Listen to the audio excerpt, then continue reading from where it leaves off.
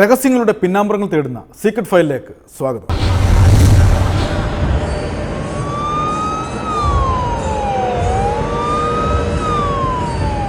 പണത്തിനു മീതെ പരുന്തും പറക്കില്ല എന്ന യാഥാർത്ഥ്യം ഒരിക്കൽ കൂടി ഓർമ്മിപ്പിച്ചുകൊണ്ട് സീക്രട്ട് ഫയൽ യാത്ര തുടങ്ങുകയാണ്. പണത്തിനു വേണ്ടി എന്തു കുൽസിത മാർഗവും സ്വീകരിക്കുന്ന ഒരു സമൂഹം നമുക്ക് ചുറ്റും രൂപപ്പെട്ട് കഴിഞ്ഞുവെന്ന് ഈ സംഭവം വീണ്ടും ഒരിക്കൽ കൂടി തെളിയിക്കുന്നു. അത്രയ്ക്കും തന്ത്രപൂർവമായ ഒരു സമീപനമാണ് ഈ സംഭവത്തിന് പിന്നിലുള്ളത്. പോലീസ് അടുത്തിടെ ഒരു സംഘം കൊള്ളക്കാരെ പിടികൂടി. അവരുടെ വിചിത്രമായ കൊള്ളയുടെ രീതി കേട്ടാൽ ഒരുപക്ഷെ കേട്ടവർ പോലും നടുങ്ങും. വിദേശത്തു നിന്ന് എത്തുന്ന ഹവാലപ്പണം തന്ത്രപൂർവ്വം തട്ടിയെടുക്കുന്ന ഒരു സംഘം കൊള്ളക്കാർ. ഈ സംഭവത്തിന് ശേഷമാണ് കേരളത്തിലുടനീളം ഇങ്ങനെയുള്ള സംഭവങ്ങൾ അരങ്ങേറുന്നു എന്ന യാഥാർത്ഥ്യം പോലീസ് പോലും തിരിച്ചറിഞ്ഞത്. ഒരുപാട് ഞെട്ടിക്കുന്ന രഹസ്യങ്ങളുമായി ഞങ്ങൾ യാത്ര തുടങ്ങുകയാണ്. കൊല്ലം ജില്ലയിലെ കല്ലുവാതക്കൽ എന്ന ഗ്രാമത്തിലേക്ക് ഒരു അന്വേഷണ യാത്ര.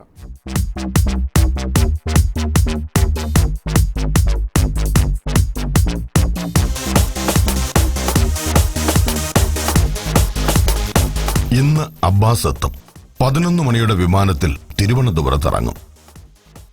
അബ്ബാസിനെ ഒരൊറ്റ വാക്കേ ഉള്ളൂ, പറഞ്ഞാൽ പറഞ്ഞതുപോലെ ചെയ്യും. വെട്ടൊന്ന് മുറി 2. അതാണ് അബ്ബാസിന്റെ സ്റ്റൈൽ. ജെറ്റ് എയർവേസ് എത്തിക്കഴിഞ്ഞു. ആളുകൾ തേനീച്ചക്കൂട് പൊട്ടിയതുപോലെ പുറത്തേക്ക് ഒഴുകുന്നു. അനസിന്റെ കണ്ണുകൾ ആ തേനീച്ചക്കൂട്ടിലേക്ക് അരിച്ചിറങ്ങി.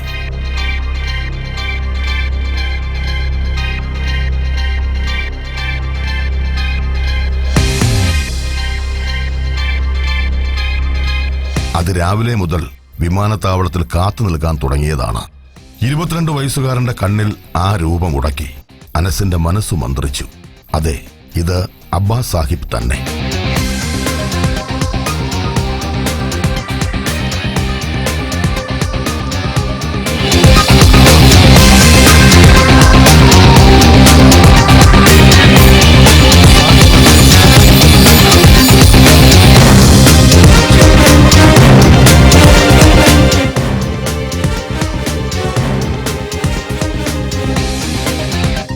ഒരു ബാഗ് നിറയെ പണവുമായി അവൻ നടന്നു നീങ്ങി.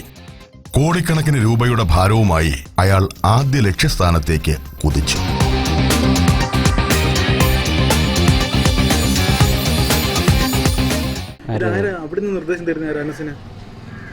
എനിക്ക് നിർദ്ദേശം തരുന്നവർ വേറെ ആളാണ്.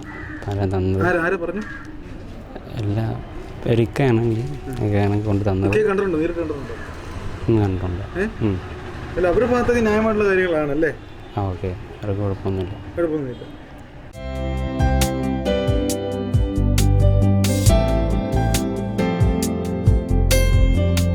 കുടുംബത്തിന്റെ അത്താണിയാണ് ഇയാൾ. റിസ്ക്കുള്ള ജോലിയാണെങ്കിലും ജോലിക്കുള്ള കൂലി കൃത്യമായതുകൊണ്ട് മാത്രം ഈ രംഗത്തേക്ക് വന്നു.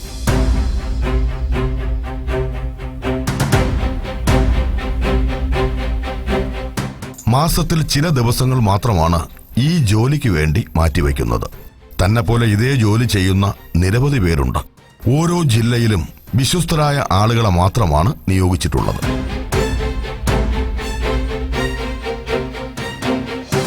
ജോലിയുടെ സ്വഭാവം ഇതാണ്.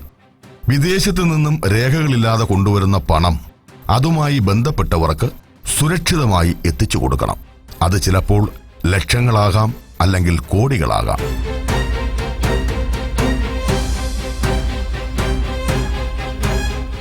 കുഴൽപ്പണം എന്ന് ഈ പണത്തെ വിളിക്കുന്നു. വിദേശത്തുള്ള ആളുകളുടെ ബന്ധുക്കളോ സുഹൃത്തുക്കളോ ആയിരിക്കും ഈ പണം കൈപ്പറ്റുന്നത്.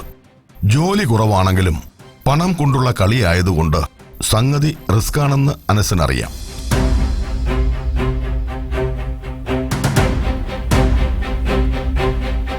ഒരു ദീർഘനിശ്വാസം അയാളിൽ നിന്നും ഉയർന്നു. ഇന്നത്തെ ലിസ്റ്റിൽ 15ഓളം പേരുണ്ട്. ഓരോരുത്തർക്കും ലക്ഷക്കണക്കിന് രൂപയാണ് എത്തിച്ചു കൊടുക്കേണ്ടത്. അനസിന്റെ ഇരുചക്ര വാഹനം ഇടവഴികളിലൂടെ നിരങ്ങി നീങ്ങി.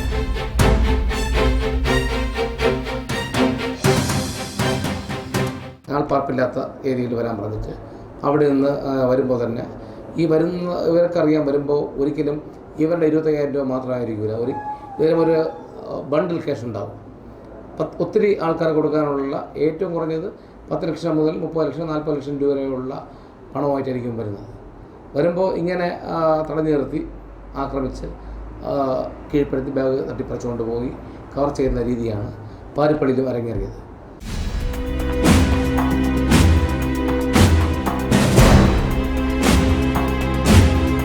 റഫീഖിന്റെ നേതൃത്വത്തിലുള്ള ഐവർ സംഘം വീണ്ടും ഒത്തുകൂടി.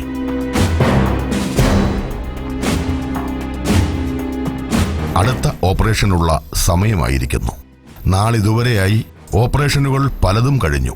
എല്ലാം ഗംഭീര വിജയം.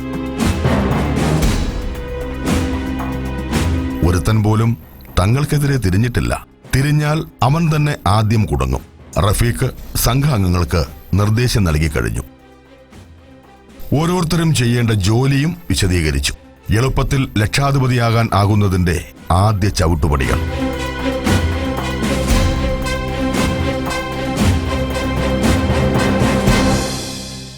അപ്പോൾ ഇതിൻ്റെ ഓപ്പറേഷൻ രീതി എന്ന് പറയുന്നത്, ഈ പ്രതികൾ തന്നെ ഇവരുടെ ഗൾഫിലുള്ള കൂട്ടുപ്രതിയെ വിട്ട് 25,000 രൂപ ഈ ഹവാല ഏജൻസിക്ക് കൈമാറും.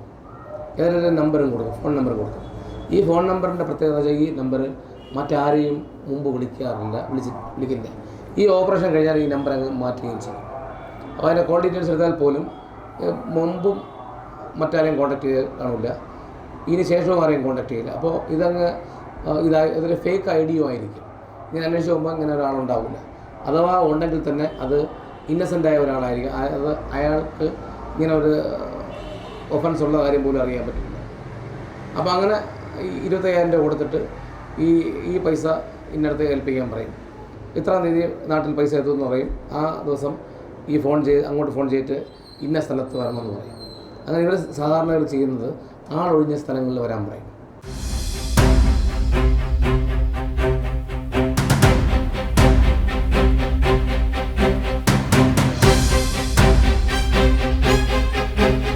ലിസ്റ്റിലെ 10ാമത്തെ നമ്പറിലേക്ക് അനസ് വിളിച്ചു നോക്കി. ഇപ്പോൾ കല്ലുവാതുക്കൽ എത്തിയിരിക്കുന്നു. ഇനി വഴിയറിയില്ല.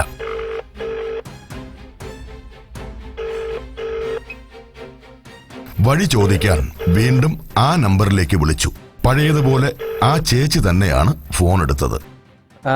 ഹലോ ചേച്ചി, ഞാൻ കല്ലുവാതിക്കൽ ജംഗ്ഷനിലെത്തി. ഇനി ഏത് വഴിയാ ചേച്ചി? കല്ലുവാതിക്കൽ ജംഗ്ഷനിൽ വന്നിട്ട് ഇടത്തോട് തിരിഞ്ഞിട്ട് നേരെയുള്ള വഴി വന്നാൽ മതി. മറ്റു തലക്കിലെ ഫോൺ കോളിന്റെ നിർദ്ദേശമനുസരിച്ച് അവൻ ആ ചെറിയ റോഡിലേക്ക് കടന്നു. വരാൻ പോകുന്ന ആപത്ത് മുന്നിൽ കാണാതെ അയാൾ പൊടിപടലങ്ങൾ പറത്തി കുതിച്ചു നീങ്ങി.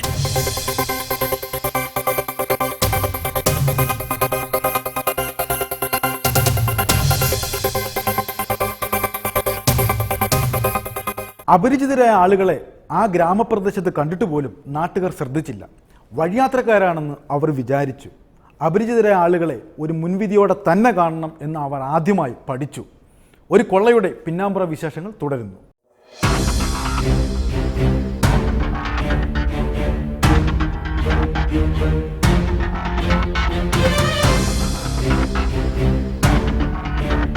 അപ്രതീക്ഷിതമായി എത്തിയ പോലീസ് വാഹനങ്ങളെ കണ്ട് ഗ്രാമീണർ അമ്പരന്നു. ഈ വഴിയിലൂടെ പോലീസ് വാഹനങ്ങൾ പോകേണ്ട കാര്യമില്ല. പിന്നെ ഇതെങ്ങോട്ടാ? ആളുകൾ പരസ്പരം ചോദിച്ചു. ആർക്കും ഒരു സൂചന പോലും കിട്ടിയിട്ടില്ല.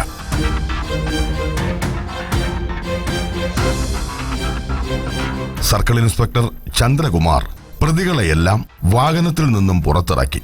പ്രതികളെ സംഭവ സ്ഥലത്തേക്ക് തെളിവെടുപ്പിനായി കൊണ്ടുവന്നിരിക്കുകയാണ്.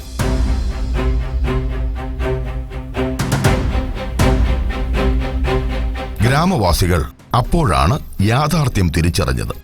കുറച്ചു ദിവസങ്ങൾക്ക് മുമ്പ് ഒരു പയ്യനെ മൃഗീയമായി ഉപദ്രവിച്ച ശേഷം കയ്യിലുണ്ടായിരുന്ന 20 ലക്ഷത്തോളം രൂപ ഈ സംഘം കൊള്ളയടിച്ചു. അതും ഈ നടു റോഡിൽ പട്ടാപ്പകൽ 3 മണിക്ക്. ആളുകൾ നോക്കി നിൽക്ക തന്നെ. എന്നിട്ടും കഥ എന്താണെന്ന് ഇവർ അറിഞ്ഞിരുന്നില്ല.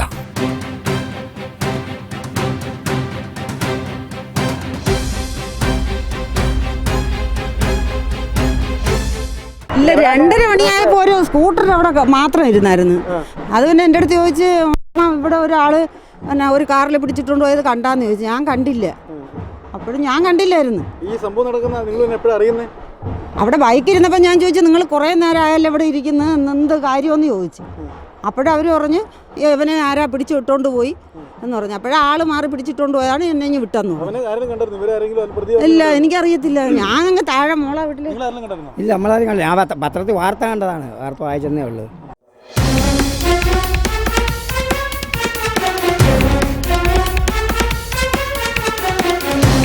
മഞ്ജുവാണ് അനസിന് വഴി പറഞ്ഞു കൊടുത്തത്. പല പല ഇടവഴികളും താണ്ടി അനസ് ഈ പ്രദേശത്തെത്തി. പക്ഷേ അനസിനേക്കാൾ മുമ്പേ കൊള്ളക്കാർ ഇവിടെ എത്തി തമ്പടിച്ചിരുന്നു. മഞ്ജുവിന്റെ ഫോൺ വിളിയിൽ അസ്വാഭാവികമായി ഒന്നും തോന്നിയിരുന്നുമില്ല. അതായിരുന്നു ഈ കൊള്ളസംഘത്തിന്റെ വിജയവും. ദേ, ഇവിടെ ഇട്ടാണ് അവനെ സംഘം കൊള്ളയടിച്ചത്.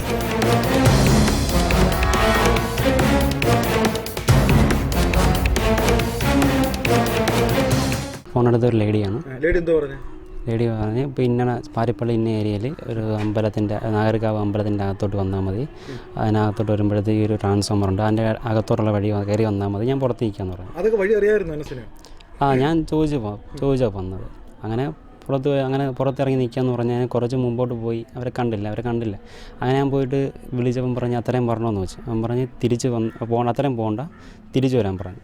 അങ്ങനെ തിരിച്ചു വന്ന് ഞാൻ കുറച്ച് കഴിഞ്ഞപ്പോഴും കണ്ടില്ല. അങ്ങനെ ഞാൻ കുറച്ച് കഴിഞ്ഞപ്പോഴത്തേക്ക് ഞാൻ അവിടെ സൈഡ് വണ്ടി ഒതുക്കിയിട്ട് ഫോൺ കൊണ്ട് എടുത്തതും ഇവരെന്നെ കാറിനകത്ത് എല്ലാ 2-4 ആൾക്കാർ വന്ന് കാറിനകത്ത് ഇറങ്ങി 3 പേര് ഇറങ്ങി വന്ന് എന്നെ കുതിന്ന് പിടിച്ച് അകത്ത് ഇടയും എൻ്റെ കയ്യിലിരുന്ന പൈസയും എൻ്റെ വണ്ടി കാറിൻ്റെ ഉള്ളിനകത്തിട്ട് അങ്ങനെ എന്നെ കത്തി കാണിച്ച് രണ്ടുപേരും കത്തി കാണിച്ച് എന്നെ പേടിപ്പിക്കുകയും പിന്നെ എൻ്റെ അടുത്ത് ഇങ്ങനെയൊക്കെ എൻ്റെ ബാഗെല്ലാം മേടിച്ച് ഫ്രണ്ടിൽ ഇരിക്കുന്ന ഒരാൾ എന്നെ മോന്തയ്ക്ക് അടിക്കുകയും ചെയ്തു.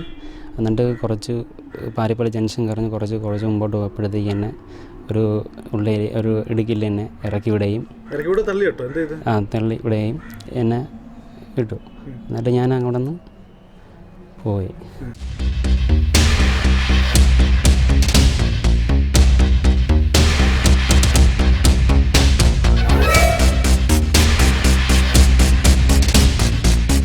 സംഘത്തലവൻ റഫീഖ്, പിന്നെ സദൻകുമാർ, സ്വന്തം ഭാര്യ മഞ്ജു, ഷിബു, ശശാങ്കൻ, അങ്ങനെ പോകുന്ന സംഘങ്ങളുടെ ചെറിയൊരു അഭ്യാസം മാത്രമായിരുന്നു ഇത്.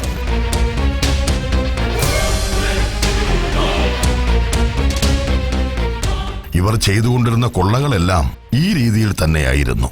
ഇതേ രീതിയിൽ ആസൂത്രണം, പിന്നെ തട്ടിക്കൊണ്ടുപോകൽ, പിന്നെ കൊള്ള.